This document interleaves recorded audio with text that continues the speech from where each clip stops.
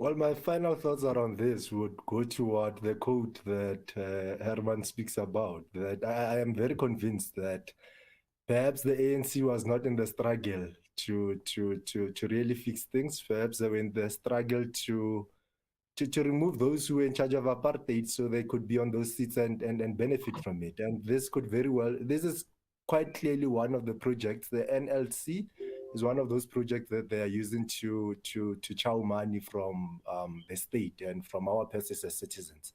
So again, I come back and say, come 2024, let's please make the right decisions.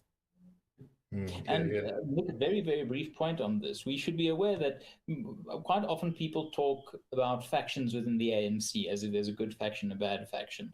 I just want to reiterate that the ANC is divided into two main factions: the people who want to take your money and the people who want to steal your money. So it really comes down to a question of there's no rehabilitation for this movement. There's no rehabilitation for this party. And if the voters can't suffer enough for that reality to manifest, then it's sort of that democracies get the governments they deserve. It's a very dark note to end on, but we will come back to elections later on in the show.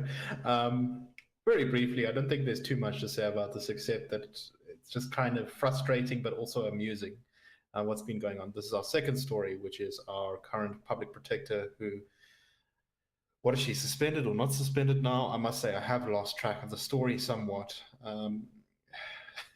Because she has been so caught up in legal problems and legal issues. Busisiwe Mkhwebane is currently facing a hearing as to see whether she is going to be impeached from her position as the public protector. However, it seems an awful lot to me like she's adopting the tactics of President Jacob Zuma when it comes to law, and adopting a sort of what we might call Stalingrad approach to these legal proceedings. She keeps asking for extensions of timelines, of postponements of the hearings.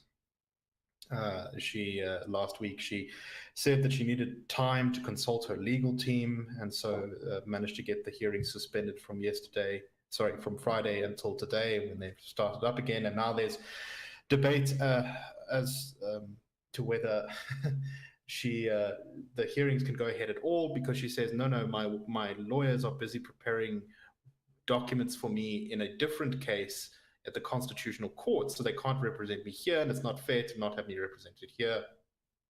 The EFF has been helping her along this whole time by saying that they will not, Darlene Mpofu said that he would, and some of the EFF said they would leave the committee and not participate in these hearings if she was not granted postponements and extensions to sort out her own legal matters.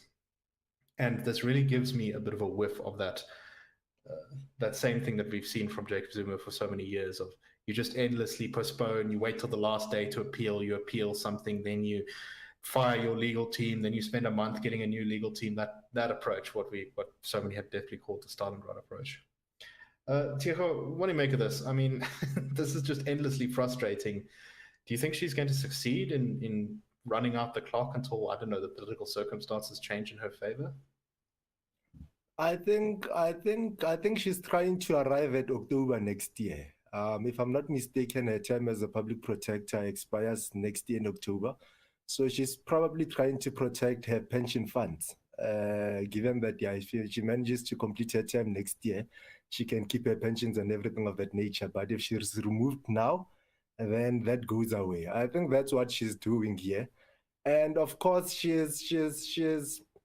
Mkhwebane is of course a